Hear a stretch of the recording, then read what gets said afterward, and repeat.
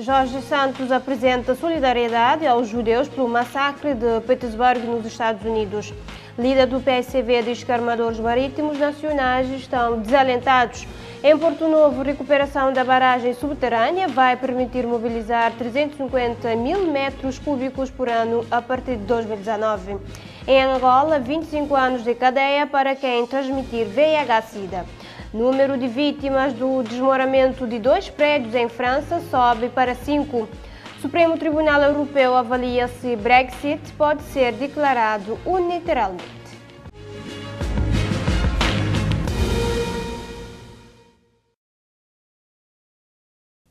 Muito boa noite. O presidente da Assembleia Nacional, Jorge Santos, apresentou solidariedade aos judeus a nível internacional em consequência do massacre de Petersburg, nos Estados Unidos da América, em que morreram 11 pessoas numa sinagoga.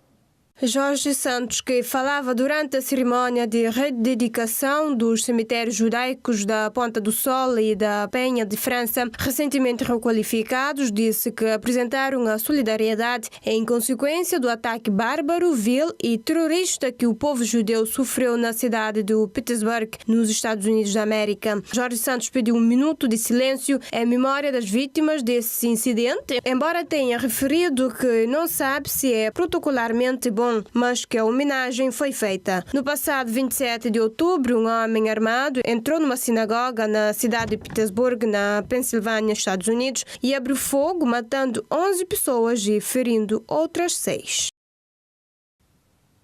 Cabo-verdianos continuam a não querer comprar casa nem carro ou sequer poupar dinheiro, diz o inquérito de conjuntura no consumidor publicado hoje pelo Instituto Nacional de Estatística. Confiança dos consumidores deu sinais de quebra no terceiro trimestre deste ano, mas ainda assim está a um nível superior do que o registrado no mesmo período do ano passado. Segundo o INE, os resultados referentes ao terceiro trimestre de 2018 demonstram que o indicador de confiança no consumidor inverteu a tendência ascendente dos últimos trimestres, revelando um abrandamento da confiança das famílias cabo-verdianas. Apesar deste indicador se situar abaixo da média da série, observa-se uma evolução positiva comparativamente ao trimestre homólogo. O inquérito realizado pelo INE mostra também que no terceiro trimestre deste ano constatou-se que tanto a situação econômica das famílias como a do país evoluíram negativamente face ao trimestre homólogo. Ainda de acordo com a opinião dos inquiridos, tanto os preços de bens e serviços como o desemprego no país aumentaram face ao trimestre homólogo. 78,0% das famílias inquiridas pelo INE disseram que a atual situação econômica do país não permite poupar dinheiro. No mesmo período do ano passado, a percentagem observada para esse item era de 79,3%. De realçar que 12,0% dos inquiridos afirmaram que ser possível poupar algum dinheiro com a atual situação econômica do país. No trimestre homólogo era de 14,6%. Para o Instituto Nacional de Estatística, os resultados do inquérito mostram igualmente que a situação financeira das famílias deverá evoluir negativamente face ao trimestre homólogo. No entanto, realça igualmente que a situação econômica deverá manter no mesmo nível relativamente ao mesmo período do ano 2017. Para as famílias inquiridas, os preços de bens e serviços deverão aumentar, enquanto o desemprego deverá diminuir face ao trimestre homólogo. De acordo com o mesmo quanto à intenção de comprar carro ou ainda de construir casa, as respostas são claras. 91,9% das famílias inquiridas disseram que não têm intenção de comprar carro, 68,5% disseram que não vão comprar ou construir casa. No entanto, relativamente à última questão, a destacar que no terceiro trimestre do ano passado, a percentagem de famílias que não iria comprar casa era de 94%. No âmbito das declarações da líder do PSV, Janira Almada, sobre o concurso internacional para assegurar a ligação marítima interilhas, o MPD, nas palavras do deputado Miguel Monteiro, esclareceu nesta quarta-feira o assunto, destacando que as graves dificuldades no setor dos transportes foram criadas pelos governos do PSV durante os seus 15 anos de mandato. Após as recentes declarações da líder do PAICV sobre o concurso internacional para assegurar a ligação marítima interilhas, o deputado do MPD, Miguel Monteiro, disse que essas afirmações vêm de uma oposição negativista e sem credibilidade que aposta na criação de um sentimento anti-estrangeiros. Destacou também que as dificuldades no setor dos transportes foram criadas pelos governos do PAICV durante os seus 15 anos de mandato. As recentes declarações da Presidente do PAICV sobre esta matéria vêm na linha do bota abaixo de todas as medidas de reformas que o Governo vem implementando e na linha de suspeições. Uma oposição negativista e sem credibilidade que aposta na criação de um sentimento de anti-estrangeirismo e que definiu desde muito cedo que iria tentar fazer a vida negra ao Governo sem apresentar alternativas de políticas. É preciso relembrar que as graves dificuldades no setor dos transportes foram criadas pelos governos do PAICV durante os seus 15 anos de mandato. Hoje, na oposição, posicionam-se contra todas as medidas que visam dotar o país de sistemas sustentáveis de transportes, quer no setor aéreo, quer no setor marítimo. Entretanto, o deputado Ventoinha esclareceu que o concurso foi transparente, com anúncio publicado, cadernos de encargos com regras definidas e com júri, acrescentando que o mesmo não impedia nenhum armador nacional de concorrer. O concurso de concessão de linhas de transportes marítimos foi transparente, com anúncio publicado, caderno de encargos com regras definidas e com um júri. O concurso não impedia nenhum armador nacional de concorrer. Não há nenhuma norma no caderno de encargos e no programa do concurso que impede armadores ou investidores nacionais de concorrer. Antes, pelo contrário, repito, antes, pelo contrário, o concurso exige empresas com capital social adequado para o negócio constituído, com o mínimo de 25% de capital social cabo-verdiano, sede e administração principal em Cabo Verde e frota própria que erga exclusivamente a bandeira cabo-verdiana. As condições exigidas no concurso visam dotar o país de um sistema de transportes marítimos interilhas. Ainda de acordo com Monteiro, o que se pretende com a concessão das linhas marítimas é a unificação do mercado nacional e a facilitação da circulação entre as ilhas, um dever que, segundo o deputado, o PAICV não quer ver concretizado. Para assegurar o serviço com a regularidade e frequências previstas, a empresa vencedora do concurso tem de assegurar os investimentos necessários para a disponibilização de barcos com idade igual ou inferior a 15 anos, para a prestação de um serviço de qualidade.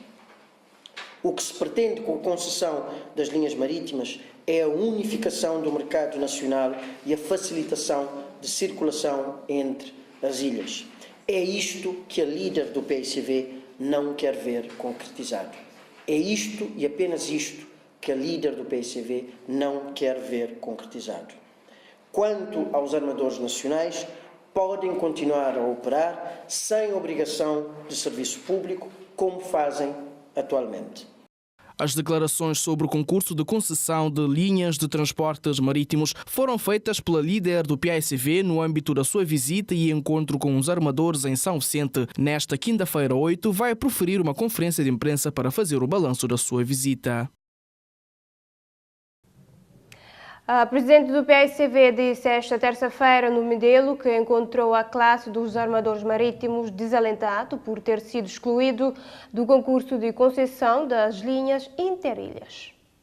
Janira Faralmada veio ao Mindelo propositadamente para se reunir com a Associação Cabo-Verdiana dos Armadores da Marinha Mercante. Como disse, acusou o governo de excluir de forma ostensiva os armadores nacionais na concessão das linhas entre as ilhas, entretanto já com a empresa estrangeira vencedora. A líder ajuntou que este é um país-ilhas com problemas nos transportes aéreos e se o estiver na área marítima, o país não garante a coesão integração territorial e nem a mobilidade dos cabo-verdianos. Sobre o alegado desalento dos armadores, a presidente do PICV referiu que, havendo já uma concessão por uma companhia estrangeira para as linhas, mesmo que esses continuem a operar, não o vão conseguir fazer por muito tempo, porque se encontram numa situação de desigualdade e não sobreviverão. Ofer Almada pede ao governo, em nome dos interesses nacionais, que faça um concurso sério e transparente que envolva na íntegra os armadores nacionais na solução e, sobretudo,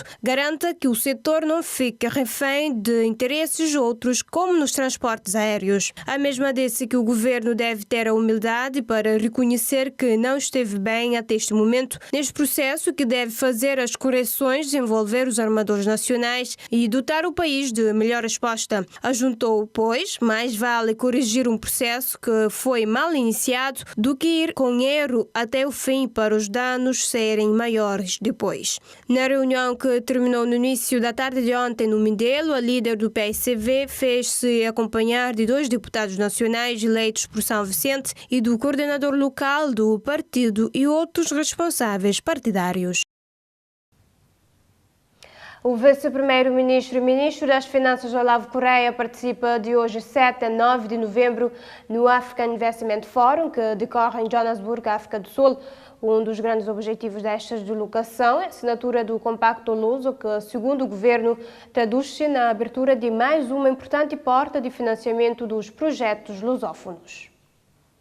Segundo uma nota do governo enviada às redações, esta deslocação representa uma grande oportunidade para Cabo Verde, sobretudo tendo em conta que o país está em avançada fase de preparação da mesa redonda do Plano Estratégico de Desenvolvimento Sustentável 2017-2021, com o objetivo de angariar investimentos para esta nova fase do desenvolvimento cabo-verdiano. A mesma fonte dá conta ainda que os grandes objetivos do African Investment Forum vão desde a mobilização de recursos de financiamento, preparação de projetos de modo a se tornarem bancáveis, bem como acelerar o fecho financeiro de projetos de investimento. Relativamente à assinatura do Compacto Luso do Banco Africano de Desenvolvimento, que é, segundo o governo, um dos objetivos principais desta deslocação a Johannesburgo, traduz-se na abertura de mais importante porta de financiamento dos projetos lusófonos, sem deixar de enfatizar a grande discrepância de realidades deste grupo. O Compacto Luso do BAD está suportado numa lógica tripartida: potenciação dos instrumentos de reforço de crédito, redução de riscos para atrair investimentos privados, assistência técnica para a construção de um pipeline de projetos bancáveis e alavancagem de recursos para financiamento de projetos transformadores.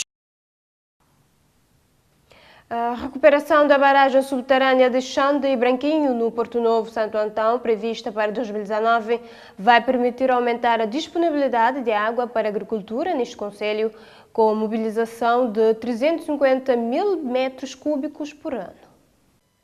A barragem, inaugurada em 2012 no quadro do projeto de reordenamento da bacia hidrográfica de Alto-Mira, não funciona há mais de 2 anos, depois de sofrer avultados danos durante as cheias que fustigaram Santo Antão em 2016, estando a sua preocupação a depender da construção da estrada de acesso a Xande Branquinho, segundo o Ministério da Agricultura e Ambiente. O governo anunciou para o próximo ano a construção da estrada de acesso a Xande Branquinho no quadro do Programa de Reabilitação, Recuperação e Acessibilidades, que prevê investimentos à volta de 117 mil contos em todo o município do Porto Novo. De acordo com o mesmo, a reparação da barragem, que custou 25 mil contos, está prevista no quadro do Programa de Reconstrução da Ilha de Santo Antão, mas a realização das obras está a depender da estrada para permitir o transporte de equipamentos pesados ao local, de acordo com o delegado do Ministério da Agricultura e Ambiente no Porto Novo, Joel Barros. Segundo ainda o Ministério da Agricultura e Ambiente, todos os equipamentos necessários à recuperação dessa barragem estão adquiridos à espera da estrada, também muito aguardada pelos agricultores que têm dificuldades no escoamento dos produtos. Porém, segundo os agricultores, a atividade agrícola em Xande Branquinho não tem sido muito afetada pelo fato desta barragem estar inoperacional há 2 anos, já que existe uma nascente que tem assegurado a irrigação das propriedades agrícolas. A ONU Habitat promove diálogo urbano sobre cidades e comunidades sustentáveis, resilientes, seguras e inclusivas, em conjunto com a Câmara Municipal do Sal. Entre os dias 8 e 9 de novembro decorrerá no Passos do Conselho na Ilha do Sal um diálogo entre a ONU Habitat e a Câmara Municipal do Sal, no âmbito da nova Agenda Urbana em conformidade com os Objetivos do Desenvolvimento Sustentável número 11 sobre cidades e comunidades sustentáveis. O encontro entre essas duas entidades visa promover a troca de experiências entre diferentes parceiros e setores do setor público, uma vez que a existência de cidades e das comunidades resilientes fazem-se necessários para ornamentar os espaços urbanos. Esse encontro serve também para estreitar a cooperação com o município de Sal, que participou como município piloto do projeto de reforço da resiliência urbana, na qual a aplicação da meteorologia CITRAP permitiu ter o Plano de Ação Integrado de Resiliência Urbana, como também a participação do Programa Participativo de Urbanização e Melhora dos Assentamentos Informais, no qual apresentam oportunidades de alinhar a revisão da estratégia da melhoria dos assentamentos informais. Essas práticas de engajamento dos governos locais promovem a participação efetiva dos cidadãos ao entender o desenvolvimento urbano e habitação como cernes para atuação em prol das cidades.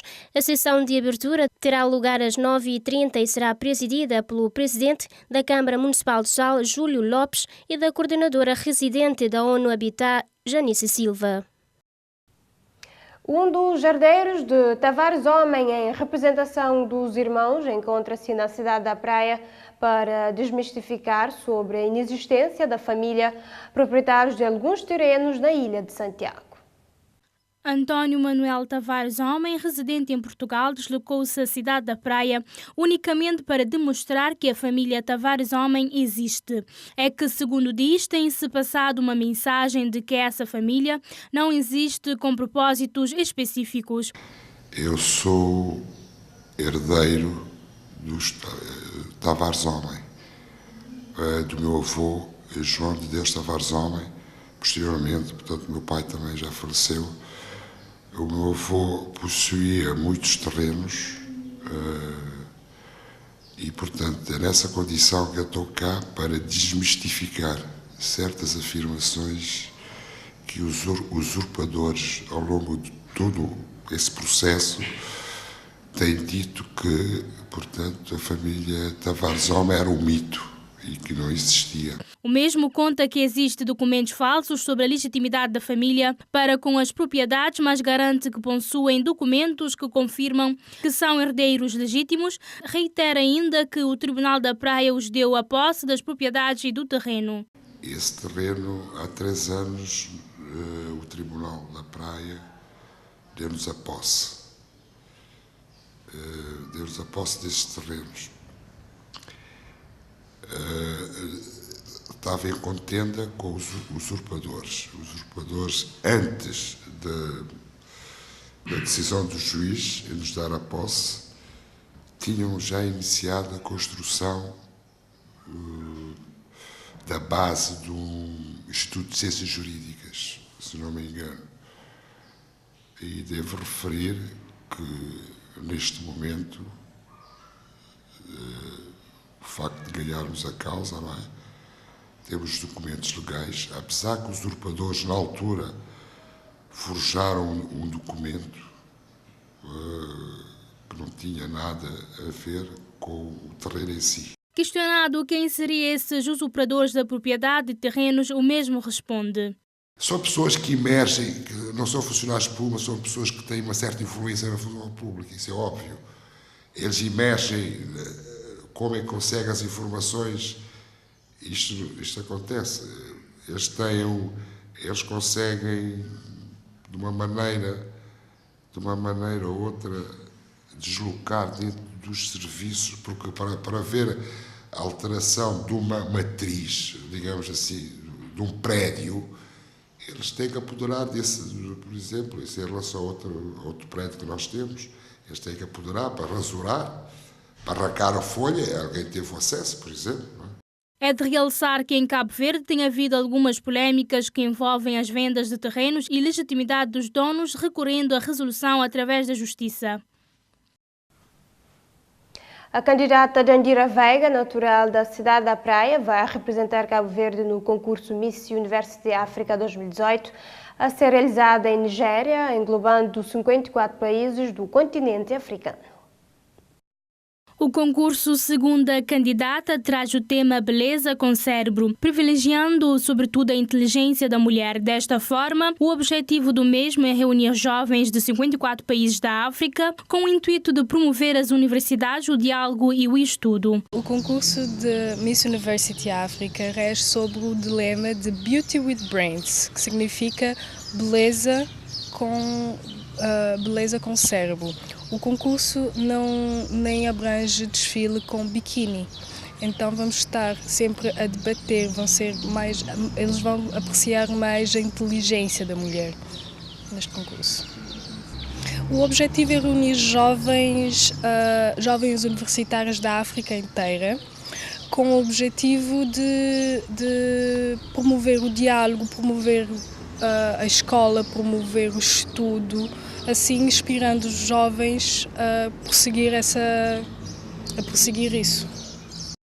A candidata expressa sua emoção em participar e representar o país na Miss University África, mostrando confiança tanto na sua beleza como na sua inteligência. Logo diz-se preparada para encarar o desafio. Sinto muito honrada, mesmo pela minha caminhada no mundo da moda e agora como estudante, sinto-me muito preparada para encarar este novo desafio. Sinto que eu tenho tanto a contribuir quanto a aprender neste concurso, tanto no meu sentido humanitário, tanto na minha inteligência e quanto a beleza também. A coroa da Miss University África ganhará o cargo da Miss Estudantil perante a ONU e viajará pela África doando bolsas de estudos e praticando ações sociais para aqueles que necessitam. Dandira Veiga pretende, caso for coroada, realizar um conjunto de ações sociais que abarcam o desenvolvimento de Cabo Verde através da sua visibilidade perante outros países. Independentemente de se ganhar ou não, o meu objetivo é esse, mas pretendo de qualquer forma ter uma ação muito social aqui em Cabo Verde. Eu gosto muito de habitações sociais, eu acredito que esse pode ser o meu contributo, até faz parte da minha formação de design de interiores, pretendo dar uma contribuição. A MUA irá contribuir para Cabo Verde, depois dará mais visibilidade para Cabo Verde. O povo, o restante da África conhecerá um pouco mais de Cabo Verde que eu levarei comigo. Então é sempre bom termos essa interatividade e mostrarmos e marcarmos presença. Dandira participará para a Nigéria na próxima segunda-feira 12, onde estará confinada igualmente às outras concorrentes, num campo onde vai decorrer debates, ações sociais e desfiles, e no dia 30 de novembro vai ser coroada a Miss University África. Em comemoração ao 148º aniversário da Polícia Nacional, será realizada este sábado a 7ª edição da Corrida de Proximidade.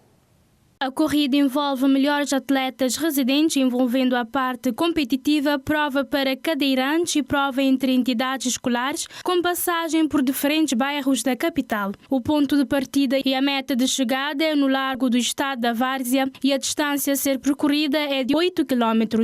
O presidente da Associação do Santiago Sul de Atletismo, João Pires, acredita que praticamente está tudo a postos para mais um sucesso desta prova, que tem já assegurado um lugar no calendário desportivo e que normalmente junta centenas de pessoas. A organização assegura prémios monetários, troféus e medalhas para os primeiros classificados masculinos e femininos nos escalões sénior, júniores e veteranos. A prova conta com o apoio técnico da Federação Cabo-Verdiana de Atletismo e com a parceria da Associação de Santiago Sul de Atletismo, uma vez que o objetivo dessa atividade é promover o intercâmbio entre a sociedade e a Polícia Nacional, para que haja, assim, uma cultura de paz e de segurança social através do desporto. Agora acompanha a VOA com as principais manchetes da África.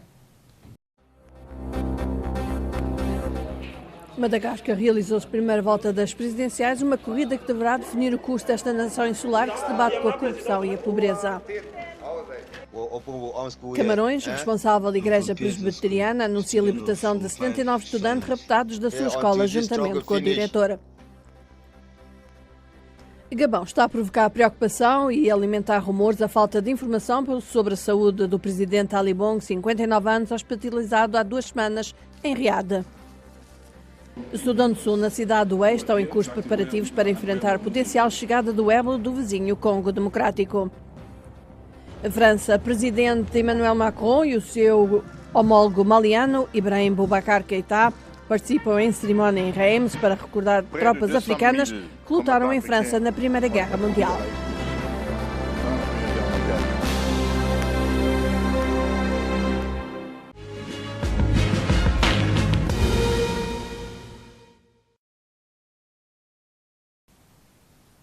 É tempo também para conferir as principais manchetes do mundo. Estados Unidos, após eleições intercalares, os democratas controlam agora a Câmara dos Representantes, enquanto os republicanos solidificaram o controle do Senado. Madagascar, malgaches foram esta quarta a votar em eleições presidenciais que vai definir o curso desta nação que se debate com a corrupção e a pobreza. A Camarões, responsável de igreja presbiteriana, anuncia a libertação de 79 estudantes que tinham sido raptados da sua escola juntamente com o diretor e 2 professores. Iêmen, forças pró-governo avançam em direção à cidade portuária de Hodeida, controlada pelos rebeldes Houthi. A Rússia, assinalando 77 anos de desfile histórico, quando soldados do Exército Vermelho passaram em frente ao Kremlin em direção à frente de batalha contra os nazis alemães na Segunda Guerra Mundial.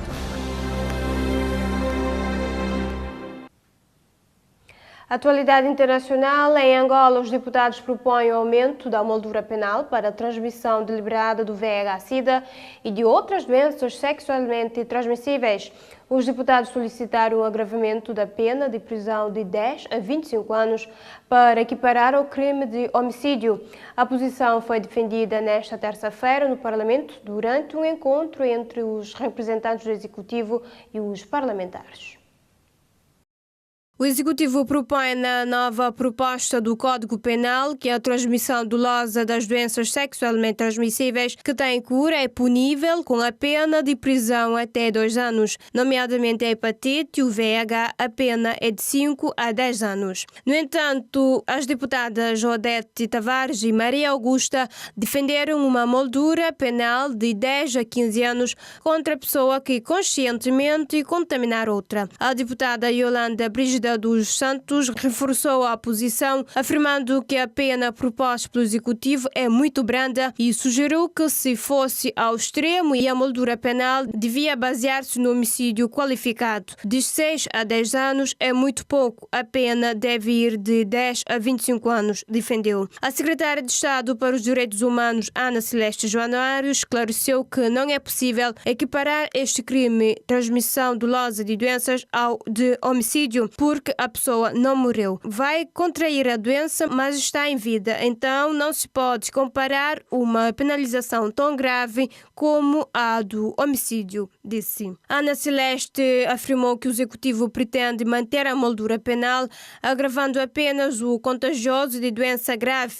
A secretária de Estado explicou que, por exemplo, se a doença a contaminar for sífilis, que tem cura, a sanção vai até 2 anos. Mas se for a hepatite ou VIH, a proposta é até 5 anos. Contudo, o vice-procurador-geral da República daquele país esclareceu que o facto de a pessoa estar havendo o contágio dá uma pena de prisão até 2 anos. Se a vítima for contaminada ou infectada, a pena é de prisão de 2 a 4 anos, esclareceu. Mas acrescentou, se a gente tiver a intenção de contaminar, a pena sobe de 6 a 10. Isso deve ocorrer com alguma frequência. As pessoas sabem que têm a doença e têm relações sexuais desprotegidas.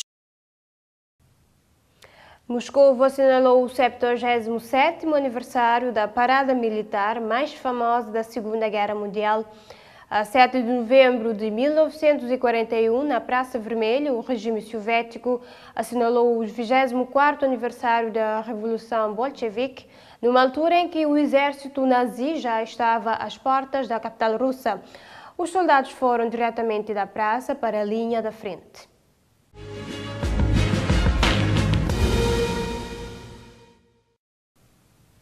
Um quinto corpo de um homem foi hoje encontrado nos escombros dos 2 prédios que desmoronaram nesta segunda-feira em Marselha, na França, declarou o procurador Xavier Taraba, agência de notícias francesa AFP.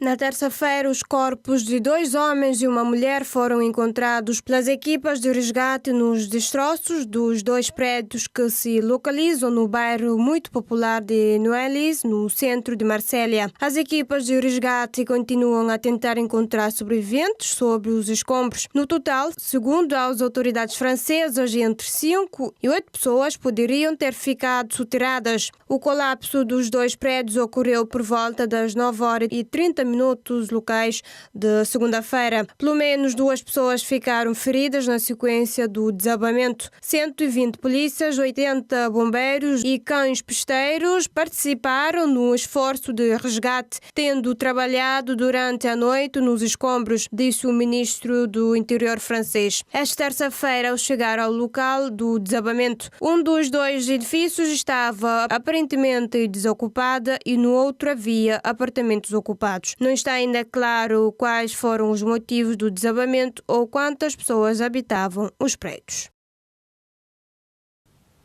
Os juízes do Supremo Tribunal de Justiça Europeu vão assinalar se o Reino Unido pode declarar a saída da União Europeia de forma unilateral.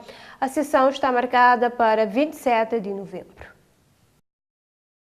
O caso foi apresentado por um tribunal escocês, onde a população que se opõe ao Brexit pede uma clarificação da interpretação do artigo 50 do Tratado Europeu, sob o qual Londres decidiu dar 2 anos de aviso para a saída da União. Não se sabe ainda quando o tribunal dará o veredito final. A primeira-ministra britânica Theresa May mantém a posição de que o Reino Unido deixará a União Europeia em março, mas nas próximas semanas terá ainda de fazer passar no Parlamento o potencial acordo que vai facilitar a saída da União Europeia. A Agência Espacial Europeia lançou esta quarta-feira com sucesso, a partir da Base Espacial Europeia na Guiana Francesa, o último de 3 satélites meteorológicos METOP.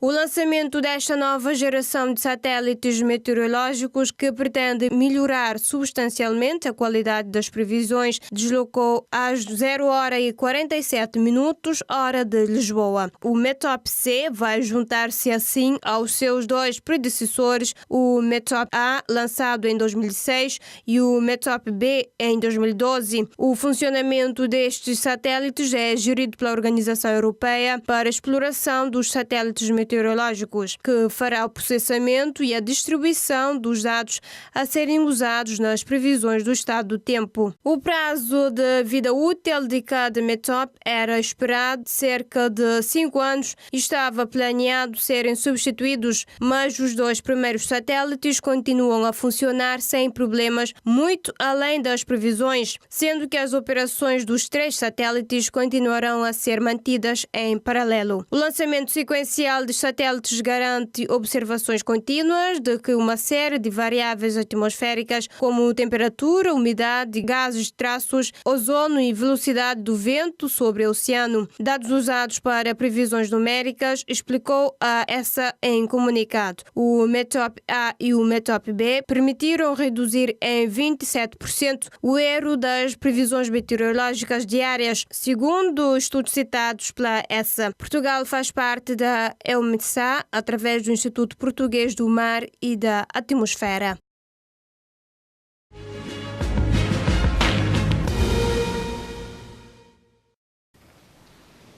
Agora é tempo para conferir a atualidade esportiva. O Atlético de Madrid derrotou esta terça-feira o Dortmund por 2-0 em jogo do Grupo A da Liga dos Campeões.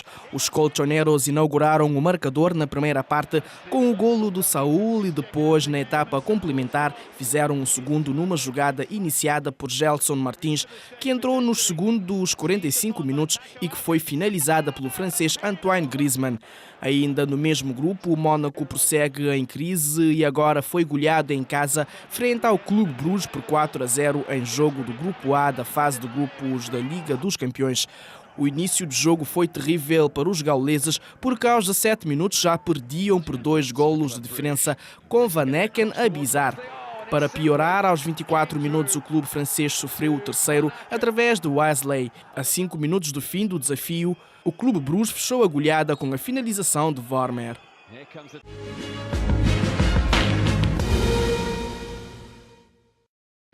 O PSV surpreendeu em Wembley e só no último quarto de hora o Tottenham conseguiu encontrar o caminho da vitória com 2 golos de Harry Kane.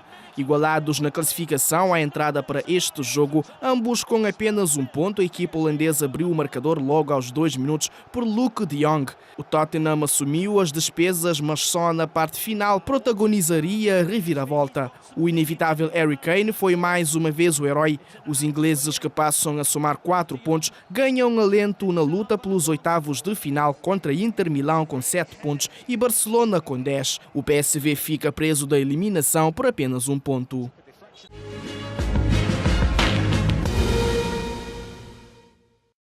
O Liverpool foi surpreendido na deslocação à Sérvia, confirmada com a derrota por 2-0 frente ao Estrela Vermelha, a contar para a 4ª jornada da fase de grupos da Liga dos Campeões. Os 2 golos acabariam por surgir na primeira parte e ambos apontados por Pavkov aos 22 e 29 minutos, o segundo deles com um pontapé fantástico do avançado sérvio. No outro jogo do grupo C, o Nápoles e o PSG voltaram a repetir o mesmo veredito esta terça-feira em Itália, desta feita com o marcador final a registrar 1-1. Bernat ainda adiantou os parisienses mesmo em cima do intervalo, mas insígnia de grande penalidade cometida por Buffon conseguiu repor a igualdade, que não mais seria alterada até a final. Com este resultado, o Nápoles é líder do grupo C em partilha com o Liverpool, ambos com 6 pontos. O PSG está no 3º posto com 5, mais um que o último classificado, Estrela Vermelha.